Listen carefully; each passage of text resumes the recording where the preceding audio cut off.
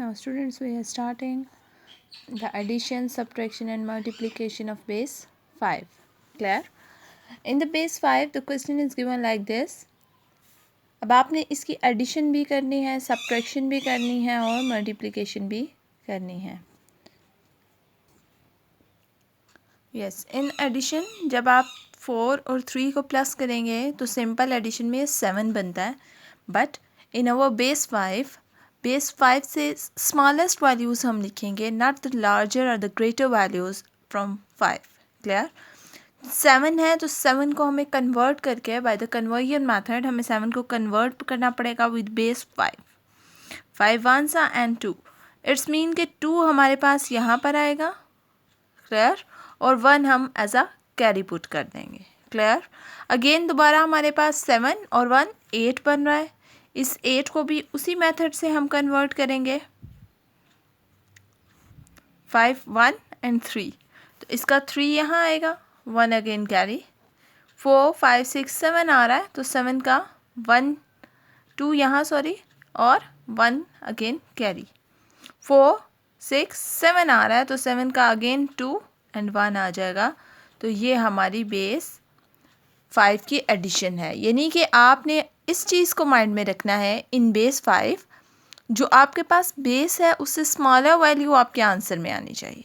Is it clear? Now we are doing the subtraction. ये students, one thing you have to know कि हमने यहाँ पर 6 part लिखा है. अकॉर्डिंग टू योर बुक ये 6 पार्ट है.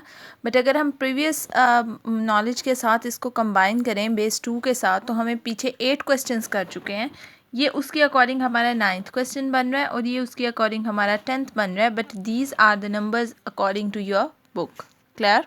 तो अब हमने इसकी एडिशन की और उसके बाद अब हम करने लगे हैं subtract. As I told you before that in addition we have to write the smallest value from the base. Clear? Same as in subtraction, when we taking the carry from the value, the carry will always the base. Clear? If we are subtracting 1 from 2, it's not possible, so we have to taking the carry, but there are zeros, so we should take a carry from this value. Clear?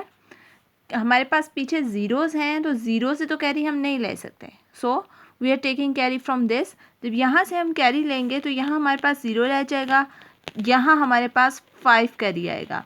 जब आप इससे इसको carry देंगे यहाँ पर 4 रह जाएगा, again यहाँ 5 हो जाएगा.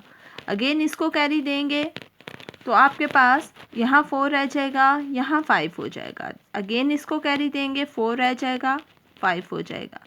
अगेन यहाँ 4 रह जाएगा और ये आपके पास 5 और 1 6 हो जाएगा. 6 में से when you have subtract 2 the answer will 4. Clear? Now 4 में से 2 सब्ट्रैक्ट करेंगे 2, अगेन 4 में से 3 सब्ट्रैक्ट करेंगे 1, अगेन 4 में से 3 1, 4 में से 3 1. अब ये 0 है, अगर आप इस 0 को लिखते हैं तो इट्स डिपेंड अपॉन यू. नहीं भी लिखते तो ये आपके आंसर में कोई भी इफ़ेक्ट नहीं करेगा. इस बात को माइंड में रखना है कि जो आपकी टर्म होगी, जो आपका बेस होगी, आपने हमेशा कैरी भी वही नंबर लेना है. Clear? Now coming toward the multiplication. Yes students, now in multiplication आप 3 को 3 से मल्टीप्लाई करेंगे तो 9 आएगा.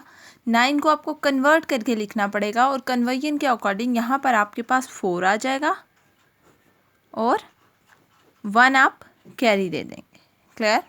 अगेन इसको इसके साथ मल्टीप्लाई करेंगे 12 एंड 1 13. 13 का 3 आपके पास यहाँ आएगा और 2 आप इसको कैरी दे देंगे. 3 1 3 एंड 2 5. 5 का 0 यहाँ आएगा, 1 आप कैरी दे देंगे.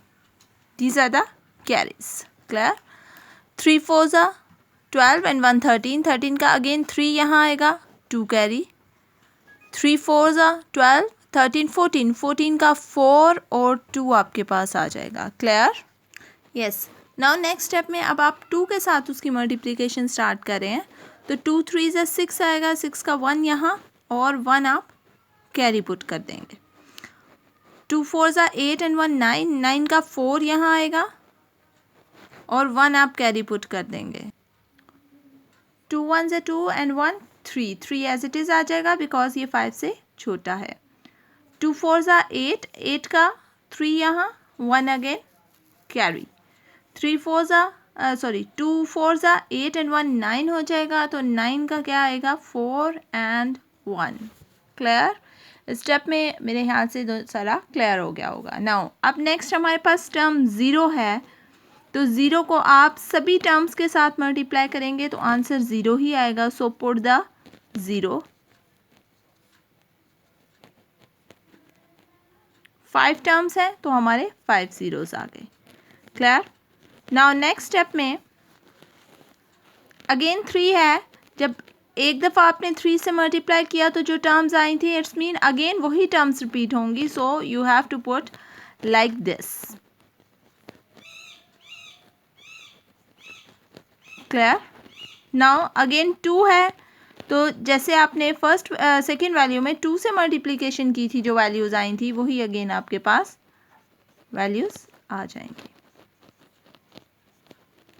Now you have to sum up these values और ऐड करना है। ऐड उसी तरह से करेंगे, अगर 5 से छोटी वैल्यू आ रही है तो वो एज इट इज़ आ जाएगी, और अगर 5 से बड़ी वैल्यू आ रही है तो उसको आप कन्वर्ट करके लिख लेंगे। Clear students? नाउ देखते हैं इसका क्या आंसर। यस, तो इन सबको सम अप करने के बाद हमारे पास आंसर आ रहा है 2 2 3 4 2 3 0 4 4 4। क्लियर?